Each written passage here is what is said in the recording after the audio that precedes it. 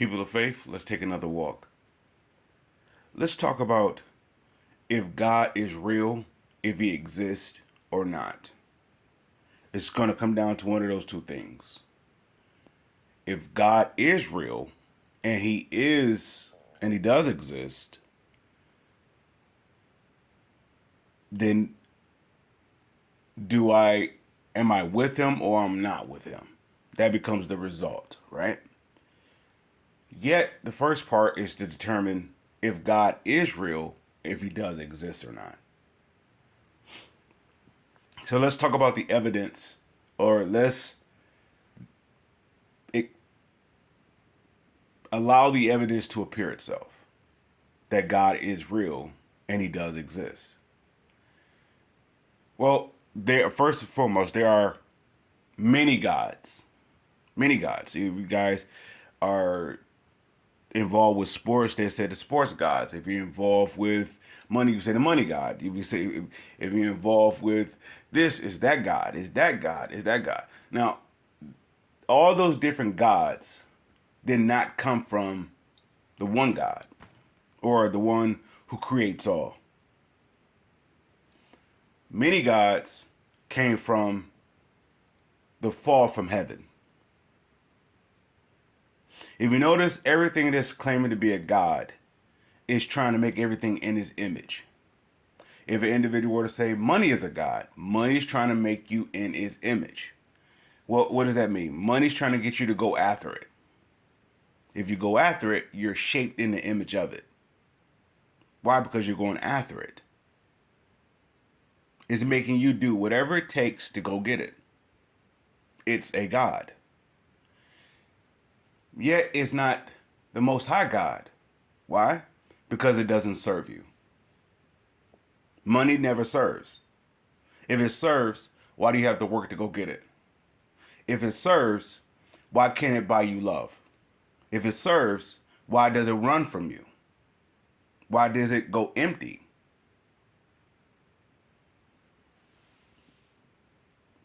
So let's talk about the Most High God. If there is a true loving God, let's say it that way. If there is a true loving God, does he exist? Or does God exist?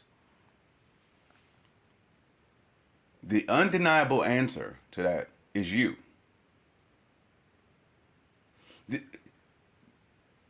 If that is a question or have been a question, or at some point you're going to approach that as a question, you're going to deal with some things, or you're going to go through some situations, or you're going to go through some I don't want to say problem, you're going to go through some circumstances that is actually going to bring you face to face to that question. Does God exist? Or does the living God, let's say it this way, let's rephrase that. Does the living God exist? Why does the life why does a individual life comes down to that point if they're asking that question or not? That's the only question that matters above everything else. Everything else is a result of that question. If you if God does exist to an individual, so let's say an individual says God exists. I have seen the love of God. I seen God as love. Right? If that person can get to that place to say something like that, what kind of problems do they have? Now, for the individual that doesn't believe that there's a God or doesn't care if there's a God, they have a world full of problems. Why? Because they haven't resolved that question yet. That question is trying to approach them, or they're trying to avoid that question, or they are in disbelief that there could possibly be that they have to answer that question. That they have to be positioned to answer that question. So what are we saying? Individual problems, or let's say the worst case happens to them, comes down to if God exists or not. Let's say if I'm a child and I grew up in the worst situation where all hell breaks loose, which means we know what poverty is, we know what to be without, we know how to be without food. The family is bickering with one another. We're fighting one another. Let's see. We go out in the world, and we see we get the worst treatment in the world. We say somebody is actually treating us unlovingly, right? If that's that individual, there, with each situation that you're facing the question: does God exist or not?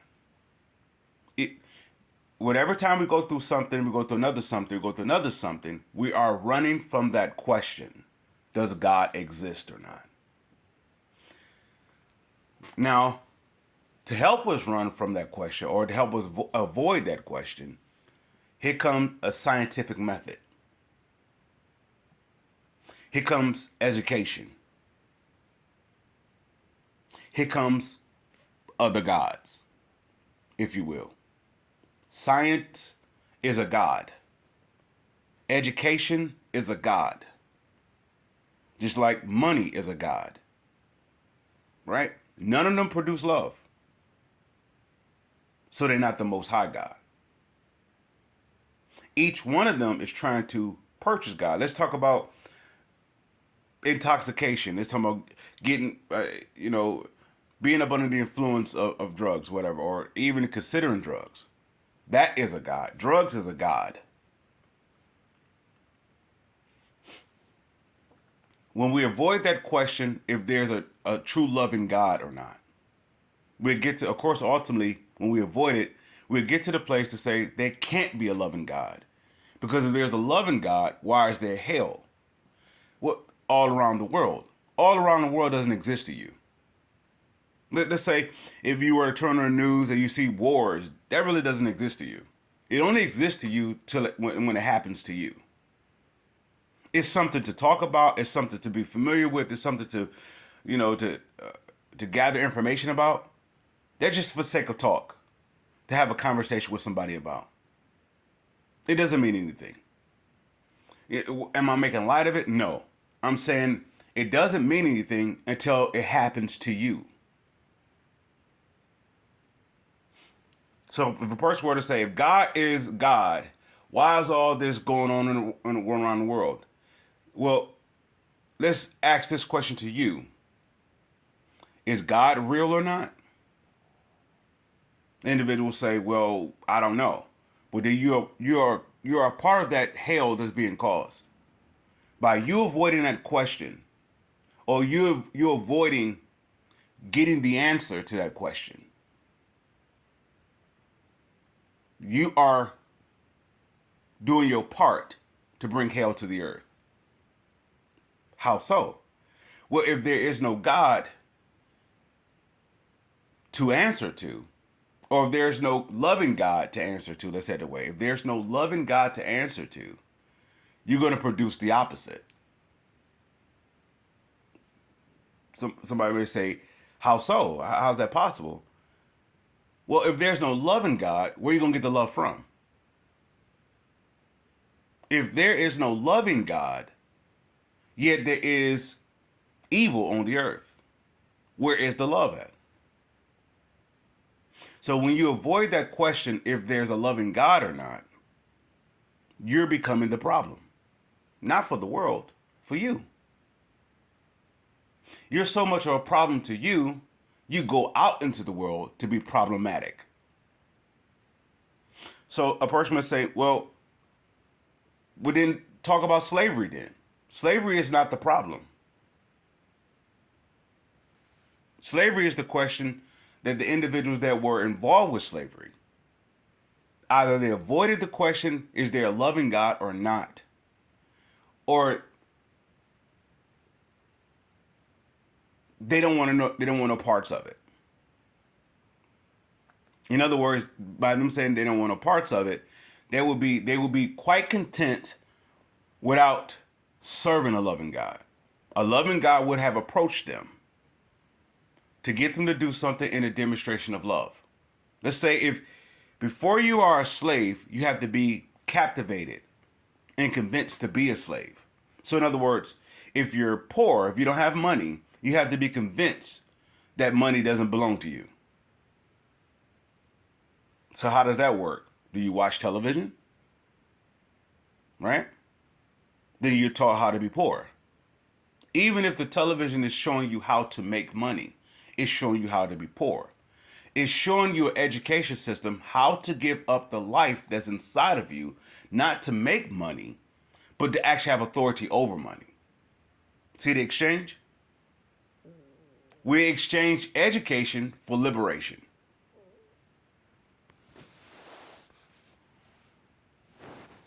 We will exchange education for liberation. No, forgive me. We'll get rid of the liberation for education. I said that wrong. Let's make sure that's clear. We will give up the liberation for education. So, in other words, to be poor, you have to become poor. Nobody comes out the womb poor. How somebody saying yes? Yes, I did. If you came out of the womb poor, you wouldn't be here. If you came out of the womb poor, you would not be here. You would have starved to death. In some capacity, you would have starved to death. But if you're here, you're not poor. The only thing that you would say is that you don't have the the education definition of what it means to be rich. The education is going to be advertisement. It's going to show you all these different things that, for you to have or for you to want to have. So in other words, it's going to be a carrot on a string or money on a string or things on a string. Come get this, come get this, come get this, come get this. While you're going to go get it, what is taking place? You are going to give up your liberation for education. What is the education? That you need that item, that you want that item first, and that's so much so you need it because you have wanted it so much it becomes now a necessity. You ever hear a person that's addicted, that's up under addiction? They say this thing: addiction is nothing but a stronghold. In other words, that is, let's say, an unclean spirit or evil spirit dictating their life. Yet they can't speak up against that spirit in a negative way. They can't. If a person is, to say for example, if a person is a thief, they can't speak about stealing is wrong. If they are stealing, they can't speak about that stealing is wrong. Why? Could they have to serve their master, the thief? If a person is getting high, they can't say getting high is wrong because that's their master. If a person is going after money, they can't say get money is wrong because they're going after it. It's their master. A person can't say serving a loving God is wrong because that would mean that will be their master. Notice when a person speaks about if God is not real or if God doesn't exist, they always speak about him in a negative way because he's not their master. Why? Because they're serving something that's telling them that he's not their master, which would be an education system, an educational system. You can't be poor without being poor. The person says, "Well, my family was, we grew up poor. How is that possible? You're a family. If y'all all are working in unison, how can you be poor? Let's go even deeper than that. If you have a family of 4 adults, right? How can they be poor? If you have a household of 4 adults, how can they be poor? Let's rephrase that as a question. If you have a family, if you have 4 adults in a house, is it possible for them to be poor? Yes. And here's only one way that they can be poor. They're not working in unison. They all have individual directions of life. In other words, they all have individual masters that's pulling them in separate ways. How is it possible for a husband and a wife to bicker? They have separate masters. right? So if they were, let's say for example, let's start with the, since a family is based off a man and a woman coming together and reproducing. Let's say if you have a husband and a wife, and if the question is, how come we don't have this? So how come we don't have that? Let's say if that's the question, that this say they're poor or they're without. Now let's ask them this question: are you individuals? Are you together? Even though y'all did your vows, even though y'all may have committed the consummation act of y'all come together as two fleshly beings to become one. If y'all did that way, are y'all two individuals though? Do y'all come together? And when y'all do come together, is it based upon a problem or based upon love? Not saying I love this person, so we come together, or I'm in a committed to a tradition. Well, this is their birthday, so I got to do something for them, or this is a holiday, I got to do something for them. No, I mean, are y'all coming together? In other words, y'all are. There is nothing to keep y'all apart. There's nothing that can keep y'all apart. If you're a husband or you're a wife, and y'all are together, then y'all when y'all said y'all vows, y'all said to yourself, not to the other person. You said it to yourself that I'm going to submit to this person by all means. In other words, they're going to be able to command me to do things, and I'm going to do it without a problem. I'm always going to be willing to do it. A person said, "No, that's crazy talk." Well, then where's the love at? Well, two things. The individual say, "Well, I'm not going to go all out for them like that because they wouldn't go all out all that way for me." Well, then why are you with them? Not why are you with them now? Why did you enter them either through the consummation of, you know, you entering them physically, or that you agreed to marry them in a commitment? You said words that would declare that you would be with them. Why did you do either one? Why did you do either one? You don't try to bail out now. I'm saying the question is, if you did either one of those things, most likely is interesting enough, we would do the consummation thing. We would, in other words, we would have sex with them first. This is show evidence why sex is wrong. We'll have sex with them first, and then we'll go say the vows later. All right. When you have the sex first, it's not going to allow you to stand or to stay committed to the vows that you're going to say. Why? Because sex is wrong. And let's make that perfectly clear. Let's break that down. If you were to talk about casual sex, if you were to talk about anal, if you were to talk about oral, is all, even if the conversation of talking about sex is all evil. Nothing good can come from having sex. A person may say, "What do you mean? Well, how do we post it? In other words, how do we post to reproduce? Reproduction of sex. I mean, reproduction doesn't come from sex. This is why, if, say for example, if you have two individuals that are individuals try to come together to have a child, they can't have a child. They're not on the same accord. You have to be on the same accord. Y'all pathways have to be aligned. If you were to go to the whole biological thing, the whole, all the sperms is rushing to this outlet, this egg. Look what has to take place for that sperm have to go there. That sperm is a thought. That sperm has to fight its way to get to this egg. That means for this sperm to get there, it has to be on the same accord as the two parents. It's an individual sperm. It's not the parent, but it has to agree to the parent to get out. That's where you'll see the child producing what? The same results as their parents. All right, let's get past that. Let's go to the real. Let's go to the actual, the bona fide proof of the matter, which is God's definition of it. If you have a, if if the husband and the wife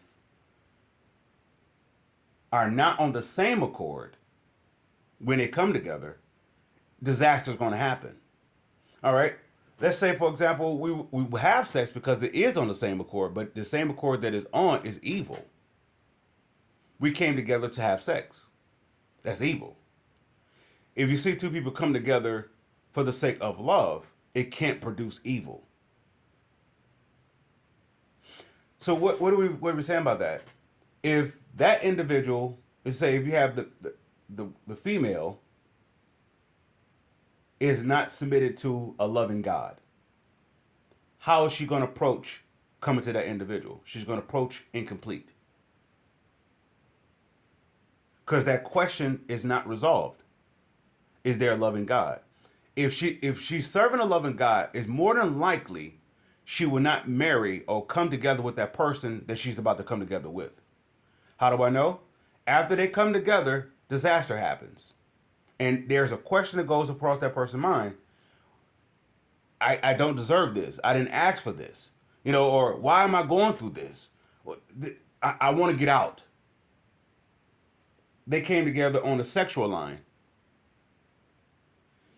If that individual were to have found the loving God, if they, let's say, for example, let's say it this way, if they were to have answered that question, is there a loving God?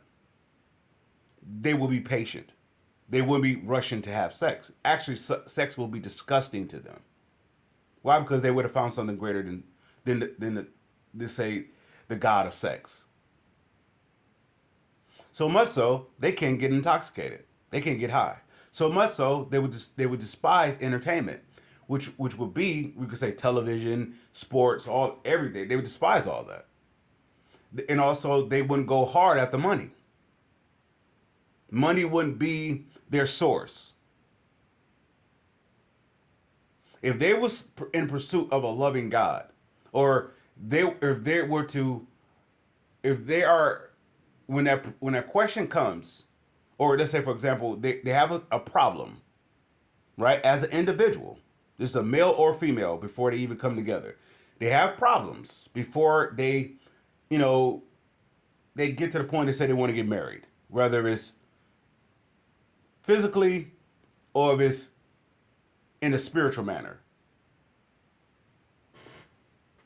They are confronted with problems as an individual. Now, within those problems approaching them, is the question being asked, is there a loving God? And let's say if that question is being asked, or that question was asked, are you avoiding knowing the answer to that? In other words, are you in pursuit to see if there's a loving God? A person may say, well, then how do you pursue to see if there's a loving God? You ask, is there a loving God? Well, then the person said, well, who am I asking that to? You asking that to the loving God. What are we saying? Whatever that you speak is going to be a God. Yet, if the person were to say, I'm willing to ask if there's a loving God, then the love of God would answer you. If I were to say, how come I'm poor? Then poverty will answer you.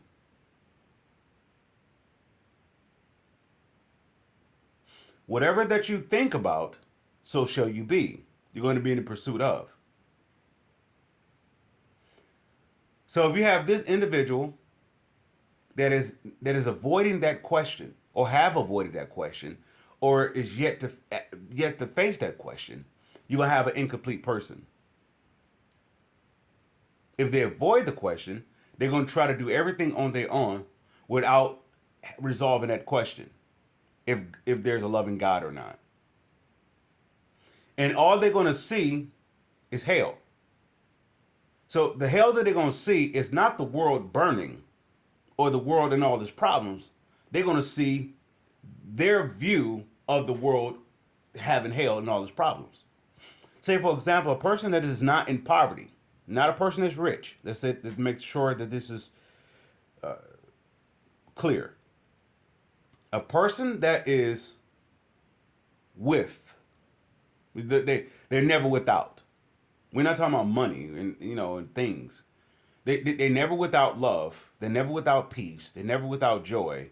They're never without temperance and patience and kindness. They're never without it. That's an individual who is in pursuit of those things. They're going after those things. So what? Okay, all right. If you don't have any of those things, is it safe to say that you have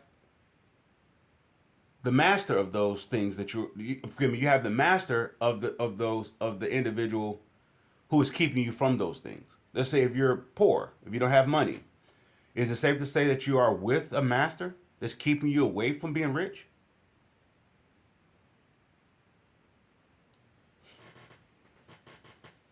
I can't say it's another person's fault that I don't have it. The question goes with me, am I serving something that's keeping me from having it? So if you have, going back to the marriage thing, if you have a male that's like that, that's unresolved that way, they're coming in with problems. We call that baggage. You have the female that's coming in baggage. They're gonna come together for the purpose of sex. Why? Because they unresolved themselves. If they was whole, if they have, if they, in other words, if they were to have answered those questions or resolved that question, where they would saw the undeniable evidence that a loving God does exist, more than likely they wouldn't have met the person that they met. Because they don't want to meet anything that's against love. When you meet love, or you were to stop avoiding the question if there's a loving God, and you were to ask the loving God, if you are a loving God, you may not be ready to ask the loving God to come into your life. You may be bold enough or at the place of being pressured enough to say, do you exist? If you get to that place, it's going to put you in a position to be able to see the loving God. Now, the loving God is pure because love is above all. This is what this loving God is saying. I am above all. I'm above all, which means suffrage, which means your history, which means your past, which means death. I'm above everything. So if we were to come across that question, if there's a loving God, that loving God wants to show the undeniable proof that it is a loving God. So it wants to do what? The impossible. If the individual is without love, that means they are without something. If your life is like, well, I'm without money, you're without love. Are you saying love is going to provide money? No. I'm saying that you're going to be the cause of the reason why you are without money. Because you're void of love. Even though you're going to work like hell, listen to this. You're going to work like hell to get the money, but yet you don't have the money. Do you see that there's something wrong with that? You're working like hell to get it, regardless if you're stealing to get it or you're actually physically toiling to go get it. You're working like hell to get it. Yet you don't have it. Now the question is, are you in pursuit of the loving God? You're going to say, you may say yes, but you will be lying because the evidence is that you don't have the money. That's why you're working like hell to get it. Even if you have to steal, you have to connive, you have to manipulate, you have to deceive, you have to, do whatever it takes to get it. You're working like hell to get it. All because you don't have love. And how can you have it if you're not in the pursuit of it? How can you be in the pursuit of it if you don't ask for it, if you don't answer the question if it exists or not? So if you have two people coming together with that, what can they produce?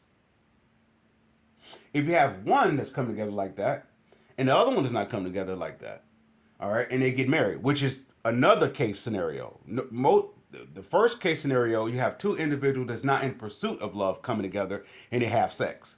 All right.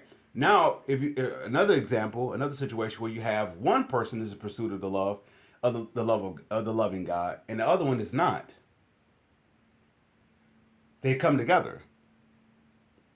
They're going to fight. Can you see why? They opposites. They can't get along. Only time they get along is when the individual wants to have sex. One wants to have sex because it is avoiding the loving God. The other one is doing because they are committed to the vows that they've said. They are actually in pursuit of the loving God, but something keep coming against them in that pursuit. So that would be the individual that's inside the marriage where they're not receiving the love from the other individual. They're carrying everything. All right, that's going to work two ways. In that unbalanced situation, it's going to work two ways. You're going to have the individual who is not in the pursuit of the loving God is going to bring in death inside of the household. So, in other words, he's going to throw, not he, but the individual is going to throw all the weight on the other individual to do all the loving aspect of it. At the same time, they're going to bring in death, but the death is going to work them physically. That'll be the individual that's working hard. So if you were to go to the roles of the marriage, they say the woman is the head of the household, but the man is the head of the house. He is the breadwinner. The woman is the head of the house in terms of how she coordinates it, how she makes it a home internally, right? That's all spiritual per se. The man is the head of the household because he's physically doing whatever it takes to make sure the structure of the house is intact, right? That's what we call put the roof over the head, put clothes on our backs, and put food on the table. That thing. If that male that's working like hell to get this type of provision for this household, if he's not in pursuit of love, or he's running from resolving that question if there's a loving God or not. If his life haven't experienced the love of that loving God, he's running or he's avoiding that question. Why? Because he's working like hell to make provision for his family. He's going to scheme, he's going to scam, he's going to lie, he's going to manipulate, he's going to betray, he's going to do whatever it takes to get the money. Why? Because he's avoiding the love question. And the more that he avoids it, the more harder he's going to have to work for it. So say, for example, if that individual decides to say, well, I working a 9 to 5 is not enough for them. They constantly have to work because they are without love. They constantly have to work. But their life will be a constant reflection of somebody else's life that doesn't have to work that way. So they're always going to be in a rival aspect because they are without love. In other words, we call this jealousy or envy. They're always going to have that in their eyesight because they are without love. So if they see somebody who is not working as hard as them, they're always going to have a bone to pick with them. Even if they never verbally say it to that individual, inside of them is going to be a fight against that individual, a despisement. Because they feel entitled. Well, I'm doing all this working and everything, and they're not working, but yet still they're always being provided for, and I'm always seem to be without. Now we understand the story of the prodigal son. The story of the prodigal son is, of course, we're talking about two individuals. They are brothers. They are brothers, but they are at ends of each other. They are against each other. This is where you could talk about Esau and Jacob. You always see like this conflict. Cain and Abel. It's always going to be this story. It's very rare that you find the story that the brothers are on one accord. Why? If you have the older brother, or if you have the person who's been working hard all their life, yet they have to constantly keep working, they are avoiding the love question. So the other individual is not working as much as them or haven't worked as much as them. Their life is coming a little bit more simpler, a little bit more easier. The older one would say, well, they're living off of me. In other words, They're going by my example. Well, then stop being an example then. Because more likely you're following somebody else as the example. If you're before them, then yeah, you're going to walk some steps before them. But nonetheless, somebody is before you that you're imitating, emulating. But you can't have their results because they're not you and you're not them. So let's scratch that off the board. But why does one brother bigger against the other brother? Let's say with the prodigal son. Now, the youngest son goes to his father and says, I want all my inheritance. That's like, let's see, us going to the devil and say, I want all that you have to offer me. I want all the money. I want all the fame. I want every, or let's not go to the devil. Let's say the devil per se. Let's say go to entertainment, go to intoxications, go to sexual immorality, go to coveting at the money. If I were to go to sex and say, I want you to give me all the physical sensation I can have, what is sex going to do? It's going to give you everything everything that you're going to need love for. So in other words, it's going to give you nothing but problems. Because sex doesn't have love in it. It has feelings in it. In other words, you have to be a selfish individual to have sex. This is why a person can have sex with himself. We call this masturbation. You have to be loveless to do it. But the individual is not allowed to say masturbation is wrong. Because they have to obey their master. Because they are void of love. Or they're not avoid. They are void of love. They are avoiding love. If you have this individual that is the male, that is that way, and they work hard, notice this, they will say, I work hard for my money. You see how unloved their soul is? When you have the prodigal son that had asked for all his inheritance, he went out into the world and squandered it all. So that's the equivalent of us asking one of these gods to give us all that we have, and then what we have is no good, so we're going to place it where no good is. So the prodigal son got all his stuff from his father, and he gave it all away because he didn't understand the value of it. So much so that the people that he gave it all to don't want him around anymore. We're called those users. So the person would say, well, the only reason I lost everything because I was betrayed. I was misused. Or somebody stole it from me. Well, how are you around those people to begin with? For them to get to that place to do that to you, how do you even know them? That will be the result of you having an unloving soul. Because if you had a loving soul, why would you put yourself in a position for somebody to do something harmful to you, whether it be right then, whether it be, of the future? Why would you put yourself in that type of position? You wouldn't. So the only way you're going to be around those that can actually betray you because you have betrayal inside of you. Right? Birds of a feather flocks together. So let's go back to the prodigal son. The prodigal son is saying, all right, I'm without all this stuff because the people that I was with took it all from me and they didn't give it back. But why? Because they was unloving. They are without. If you have something and you go around people that are without, they are going to misuse you. And it is personal. Why? Because they are without love. They are trying to survive. So if you were to give them money, they're going to misuse you for the money. If you were to give them food, they're going to misuse you for the food. If they were to give you this, things for the food. If you were to give them things as a demonstration to show that you care, they're going to misuse you.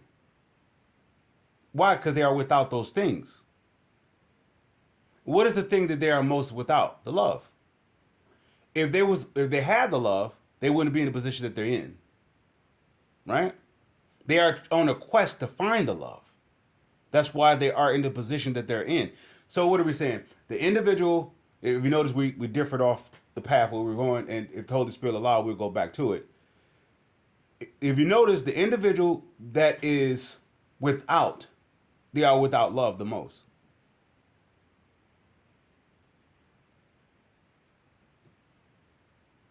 The individual that's don't have money, they are without love the most. The individual who is without a family, they are without love the most. The individual who is without anything, you are without love the most. So what are we saying? That individual is avoiding that question. In other words, there's a falsified God, an unloving God that's talking to them and showing them how to avoid that, to showing them how to avoid that question. What is the question that those other gods is trying to get them to walk away from? Is there a loving God? If the more that you avoid it, the more that you become the avoid, or the more you become the void. Let's say it that way. The more you become dark, the more you become empty, the more you become impoverished, the more you become like an individual with a hole in their pocket. No matter what you do to get it, it always falls out. So the individual works hard. Let's go here. The individual works hard. They have a 9 to 5 job, but that's not enough money. So they pick up another hustle to make more money, right? That's not enough. So now they have a pyramid scheme. That's not enough. So now they get to the point of, I don't want to say embezzlement, but they get to the point of stealing. That's not enough. So what is do you see the common thread here? They don't have enough. They're always in need of more. If you have an individual who says, I need more money, the more money is not the solution. You're the problem.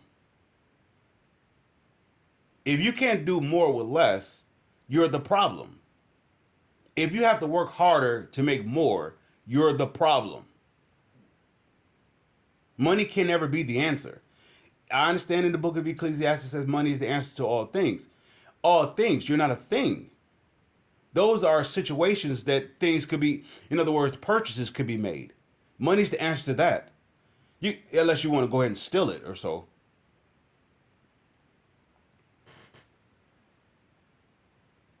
So let's round it back to where we started off with.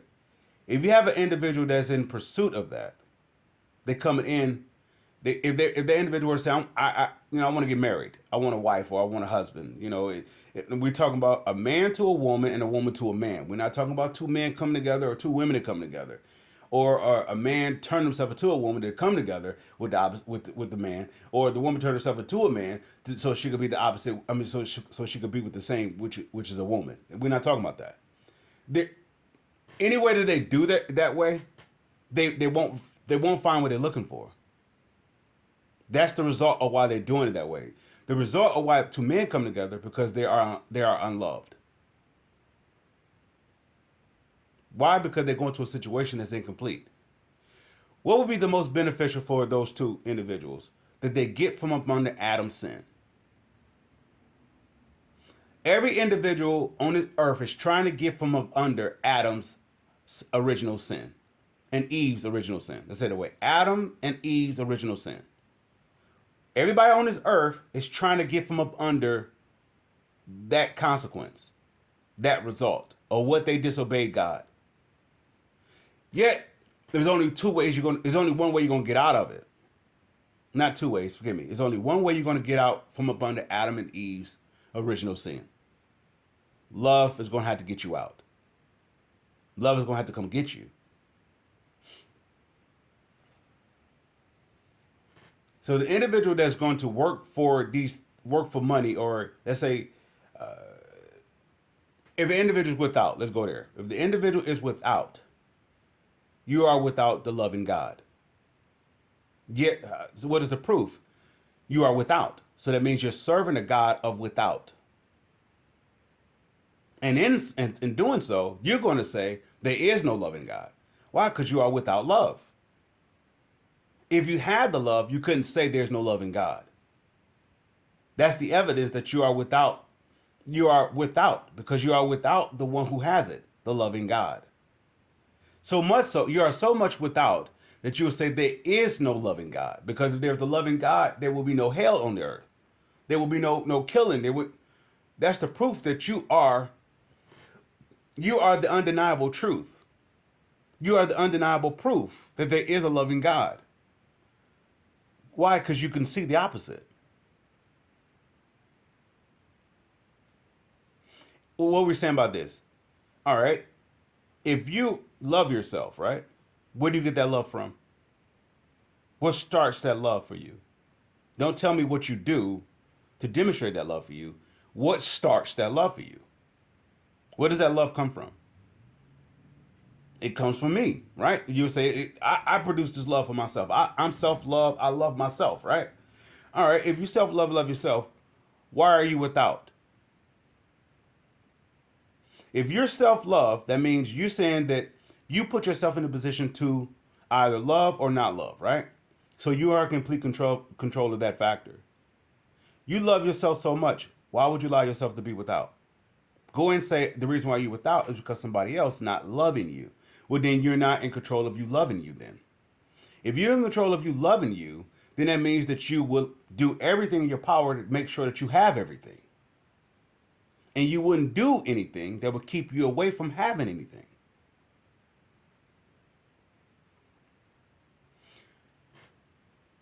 So if you have an individual that's about to get married, two individuals about to get married, if they are individuals, it won't work. What I mean by that, if they are avoiding that question, is there a loving God? Or that question never get a chance to go across them for that to be answered, they are in trouble. It's either you're avoiding the question once it gets there, or you never been approached to the question to begin with. But the only way the question haven't been able to approach you is because there's a distraction there to having you to run from it. So the loving God is always willing to be there. The question becomes, what are you doing that is not allowing the loving God to be able to be there so you can ask the loving God if the loving God exists? 4 things you're going to do. You're going to seek after riches. You're going to get intoxicated. You're going to be involved with sexual immorality, or you're going to go hard at. You're going to be in the vicinity of words, regardless of the source where it comes from. You're going to be in the vicinity of words that's not of love, or that will have you to avoid that question: is there a loving God? So you're going to go in environments that will be, let's say, the individual will say, those environments would be, we could do whatever we want according to how we feel. So that will be a disorderly place. There's no boundaries. There's no parameters. Yet the things that they're involved with, though, doesn't produce love. It's one thing to say, I'm in the vicinity of love because love has no boundaries, but love is always producing itself. If you are in a conversation, or you're around a group of conversations or individuals that's talking and it's not producing one or two things, leading you towards the question, is there a loving God? Or actually building or enhancing you about that question, giving you undeniable proof that there is a loving God, then those environments are leading you away from that question. And the more that you avoid that question, the more problems you will have. It starts and ends with you, not starts and ends with your parents. They may have produced you, and we would say to a degree, let's say, I want to say, the family structure, we would say they are responsible for you. They're responsible to do one thing as a parent, and that's to lead you towards God. And let's say that individual were to say, my parents didn't lead me towards God. All right, so you're godless. And what will be God in this case? They didn't lead you towards the loving God, because they have led you to a God. If you are without, you are with a God, but you are a God that's without. So your parents are going to lead you. Well, let's say if the parents were to have did it most beneficial for you, they'd have led you towards the loving God. And let's say for this situation, your parents wasn't in pursuit of a loving God. Does that mean that the loving God doesn't exist? No. that means that your parents didn't pursue it. They could avoid it. And to show you how generational curses works. Oh, for the individual wonder if there is a generational curse. If there, if so, how do they work? They work this way. If your parents, if the individual that's before you, which will be your parents, or whatever we consider an adult figure that's your parent or advisory, right? Whether if you, regardless of they say the adult of the matter, if the adult is not leading you towards how to be prepared for that question, or leading you inside of that question, or leading you for the results of that question would be, is there a loving God? If they're not doing that, they're failing you as an authority figure. If their life is not leading you for you to see the proof that there is a loving God, they are failing you as a parent or as a parental advisory. So a person may say, well, I grew up in that. Now, with that being your atmosphere, your I don't know, your education, if you will, that's what you're picking up. Does that mean that the loving God doesn't exist? Or does it mean that your parents wasn't in pursuit of the loving God? It just means your parents wasn't in pursuit of the loving God. So they failed you as a parent from that perspective, but that didn't stop the loving God from being there. So now the individual is what? In situations, the child is in situations where they shouldn't be in. They are in unloving situations. And the question becomes, why am I involved in these situations? Now we're dealing with, if you were to go into the Bible, if you were to read about Joseph. Joseph is in a situation. Now, he was well loved of his parents. I mean, they say of his father. His father gave him a favorable coat of many colors, which means above all the other children, he looked at, he really took care of them. Now, you may be that sibling that honestly believe that if you have another sibling or other siblings, that you believe that they were more favorable over you. All right. Joseph was more favorable, but look what he goes through in comparison to them. By his brothers, so they was jealous and they would think they was unloved by their father in comparison to him, they sold him into slavery. Not just that, they sold him for some tinkets, some chump change, if you will. So then they have to lie to their father that, okay, this is what happened. An animal came and killed him. All right, now, this is all what Joseph had to go through because he was most favorable. So when you are looking at your sibling and say they are most favorable, you got to look at their life, what they have to go through. For you to be jealous of them, of saying what they have or what they don't have or what you don't have, you're not looking at yourself. You're blaming it on somebody else because you are avoiding the question: is there a loving God or not? Now you may be in the atmosphere of churchgoers or those who do believe in a loving God or those who are in the self same position that you are, avoiding the question: is there a loving God? Yet the topic of God is being discussed. That don't necessarily mean that you are with God. When you are with God, that question is resolved. When you are with God, let's say it this way. When you are with that true loving God, that question will be resolved. You would have saw the inevitable evidence, or just say the undeniable evidence of your life that there's a loving God. Why? Because your world is in the world. Your life is a world of trouble. Let's say if you grew up in a household like that, where you were the sibling that you either was the loved one or you was the sibling that wasn't the loved one. Right? Either which way you want to go at it is going to be the situation. You're avoiding the question of the question of is there a loving God? And if you grew up in that situation and you're seeing the other one that's well loved, does that mean the loving God doesn't exist? Or there's something keeping you from the loving God? Go ahead and say it's your parents. Your parents is favoring towards the other one. No, all this starts inside the womb. If you ever read the scripture where it talks about that God favored one over the other, so like you have Esau and Jacob, they're twins, and God favored one or the other, that's based upon the womb. Who are they picking inside the womb? Life doesn't start, or God doesn't become God when the moment that we come out the womb and our eyes are open. No, God is God with us as an individual inside the womb. Why? Because life starts with that. Life doesn't start when your parents come together. Life starts when God produced a life inside those two parents to come together. And we really got off the rails of where we started. Why the two parents come together in the first part, or to begin with, is that if they come together as individuals, unloved, what can come out of the outcome? So that individual child can say, "Well, I'm in an unloving situation." Not necessarily so. The only way that you're unloved is by you actually in the womb choosing to be unloved. You can't remember that far because you're exposed to a whole bunch of you are exposed to the world that's unloved.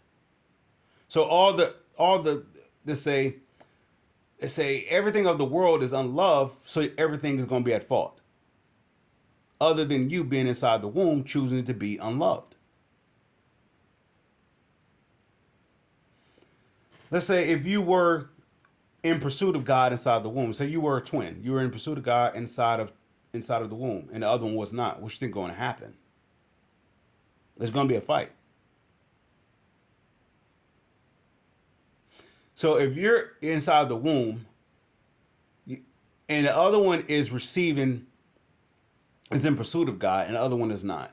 So the other one is not is of who? The devil. They are being led by the devil. So their job is to try to keep the other individual from pursuing God. But the more that they do it, the more hell that they bring to themselves. This is what we call comparison. Envious or being jealous. That's what we call jealousy. That's what we call that's what that comes from. But anyway, if you have going back to the start of this, if you have a husband